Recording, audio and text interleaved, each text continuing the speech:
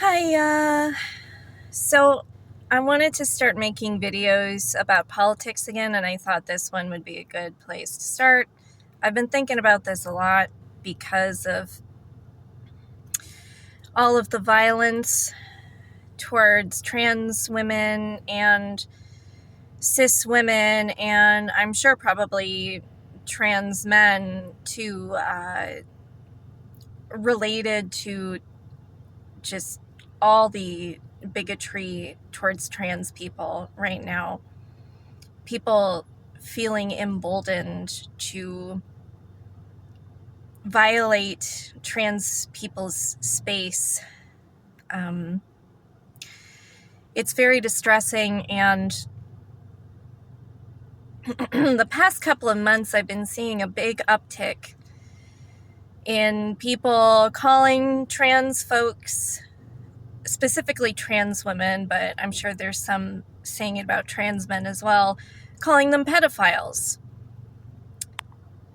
which, if you know anything about queer history, that was a common tactic to try to make people distrust gay folks, especially gay men, back in the early to mid 1900s.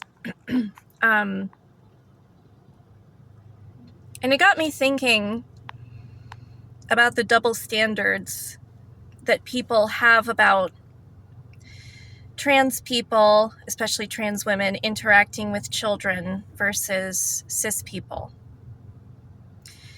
So one of the big complaints a lot of these transphobes have is that they claim that drag shows, which, and to be clear here, there are lots of cis men and cis women who participate in drag shows. It's not like it's exclusively trans people who are in those, but a lot of conservatives will conflate drag queens with trans women, which they're not the same thing. They can intersect, of course, but they're not the same thing. But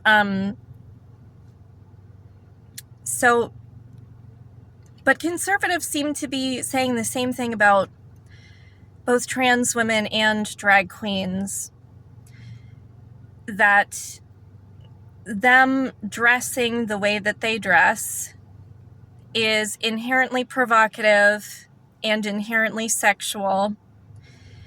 And because of that, if they interact with children when they are dressed that way, even if they're just reading a story and they're not doing anything provocative, like twerking or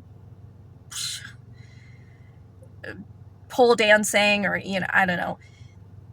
Even if, for the most part, it seems tame, just them existing in whatever drag outfit they choose to wear, or if you're a trans woman, whatever women's clothing, and if you choose to wear makeup, whatever, anything like that, that's inherently provocative and sexual. And first of all, I don't think that's necessarily true at all. I do think that there are more mature drag shows, and obviously there is more mature attire. Like, you don't want to dress in lingerie around children.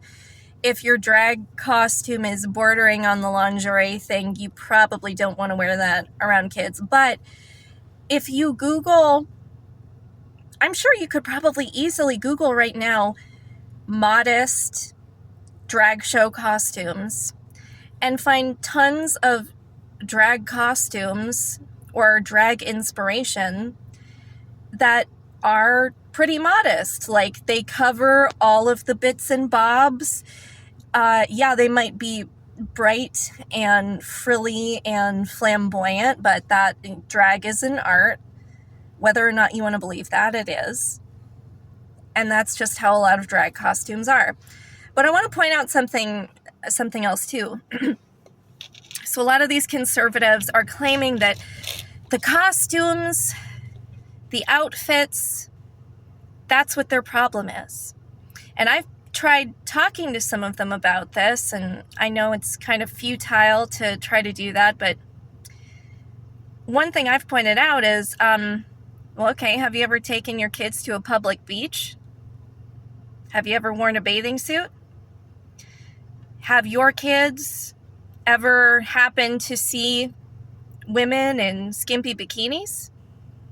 If you've ever taken your kids to a swimming pool or a public beach, they've probably seen people in far skimpier clothing than you will ever see at a drag show.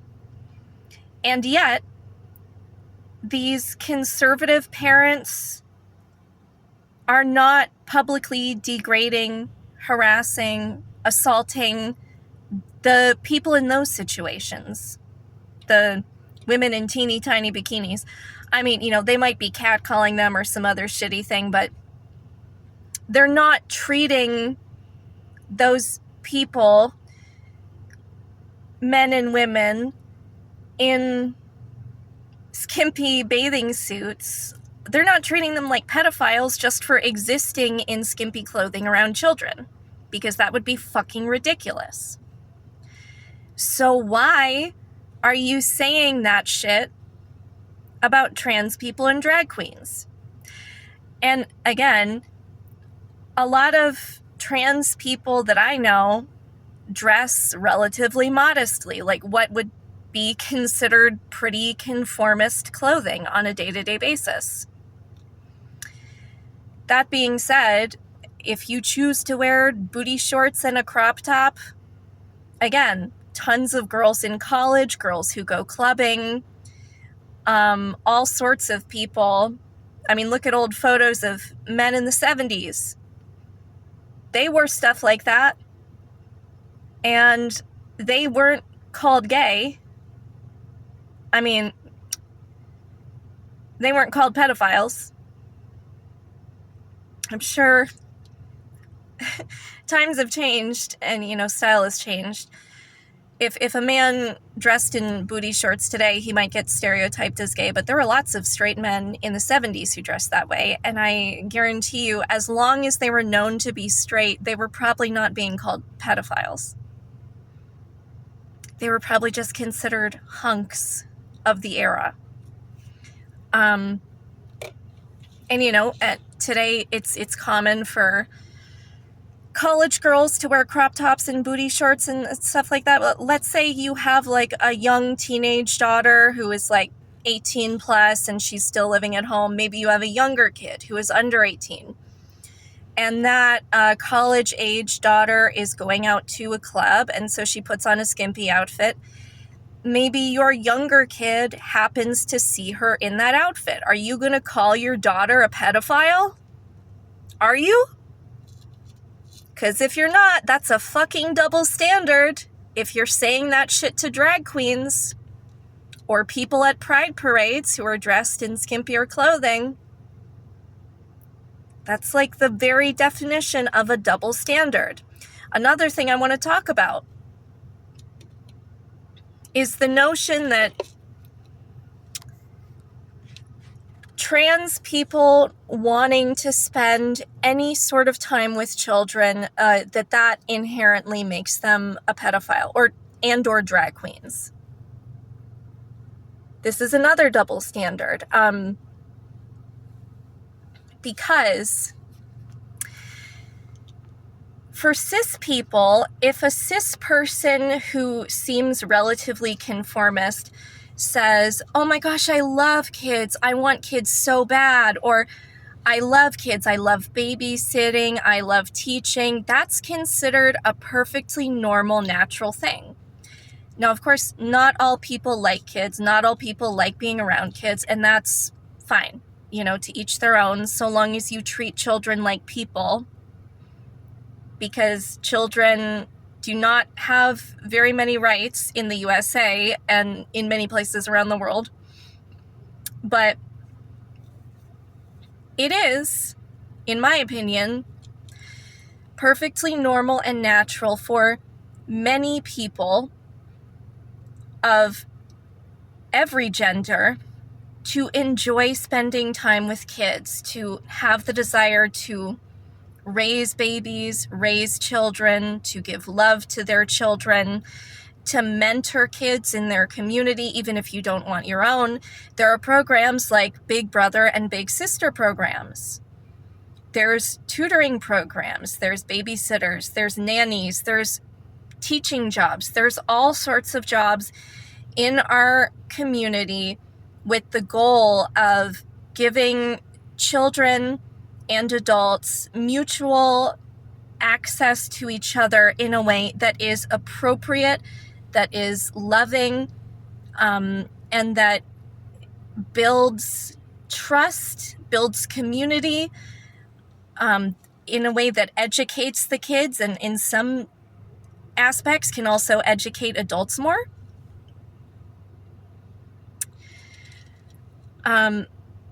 Obviously in our society in general, we do have a problem with adults taking advantage of children.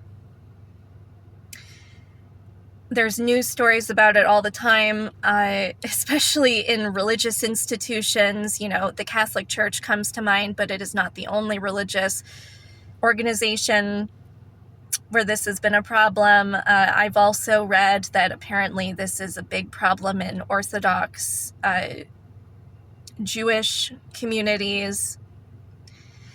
And goodness, I think I've even read about Buddhist temples having issues with child exploitation and abuse and sometimes pedophilia.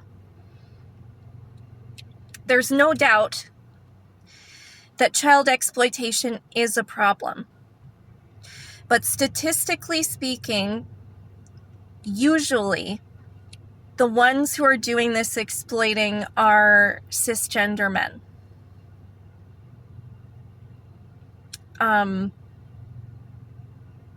Obviously, they're not the only ones.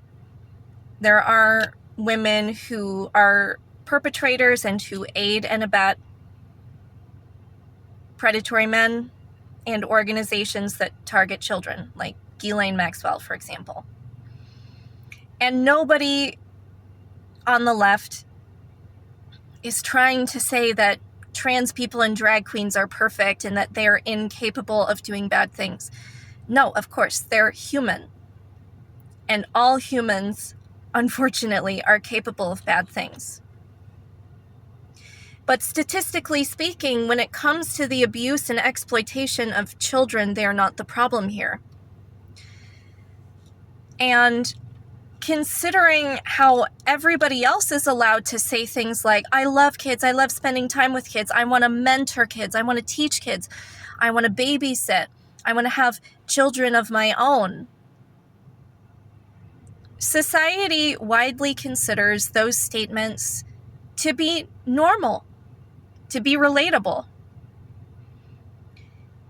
And trans people and drag queens, being people, being human beings, have those same desires. Many of them want to nurture children. And we need more people in our communities to help nurture children. It cannot be put only on the parents. It shouldn't be put on parents and grandparents. You need a village, as the cliche saying goes, but I don't think it's cliche. I think it's as relevant as ever, that it takes a village to raise a child. Obviously, when introducing new adults into any child's life, you need to be cautious. You need to make sure people aren't crossing boundaries or acting in creepy, inappropriate ways. But I see nothing wrong with someone sitting in a public setting and reading to children where everyone can see them and where the children are easily in your view. If you're a decently responsible parent who's taking your kids to one of those readings, in a public library, no less, why are you worried? Why are you worried about those parents' children? Do you think that those parents are completely inept? I think the simple truth of the matter is that you find trans people and drag queens yucky, and you're taking those feelings of disgust and you are politicizing them. You're not going to like this, but those feelings of disgust and taking those feelings of disgust and politicizing them, that is one of Nazis' favorite things to do. Nazis and white supremacists just right, left, and center calling that degrading. Oh gosh, what's the word? Degenerate. Degenerate's the word. You're degenerate. He's a degenerate. She's a degenerate. They're degenerates. It's like their favorite word. And literally all it means when they say that is, this is yucky. I don't like it. Absolutely ridiculous. No ground to stand on.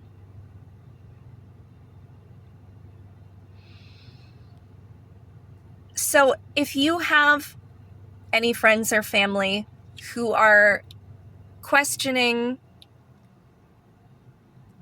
whether trans people and drag people should be around children, maybe they're middle of the road, and maybe you think that there might actually be a chance that you can persuade them to actually see trans people and drag queens as people, show them this video.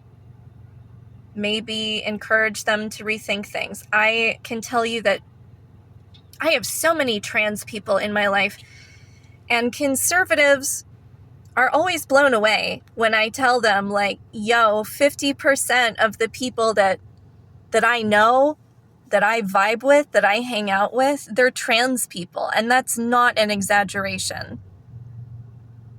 I have so many trans friends.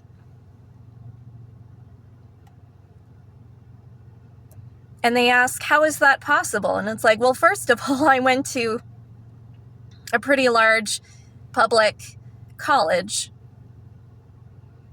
with a thriving queer community and a thriving LGBTQA plus club, which I was a member of, and I met a lot of people through that. But also some of my high school friends who I have known since high school later came out as trans. And honestly, a lot of them, I was not surprised by it. I kind of felt like I knew before they knew.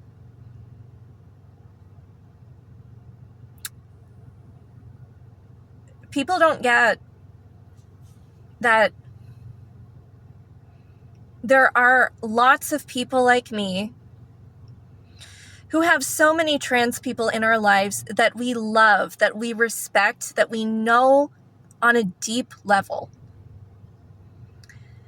And they want to convince people like me that all trans people and drag queens and all that they're pedophiles, that they're predators, that they're bad people, that they're gross, that they're mentally ill.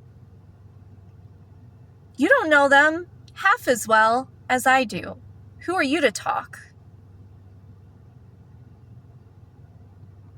Some of these people that I'm talking about, I've known for almost 2 decades. You don't know them, I do.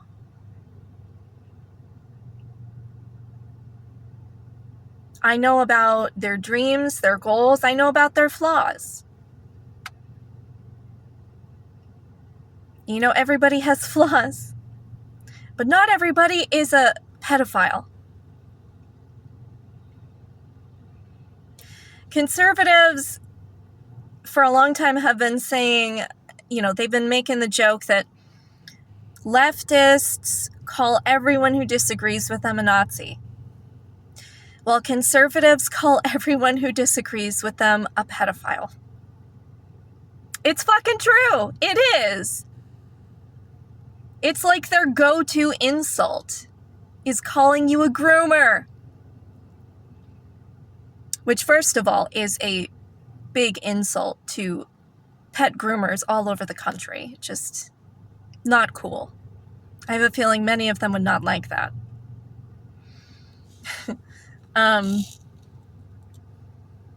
But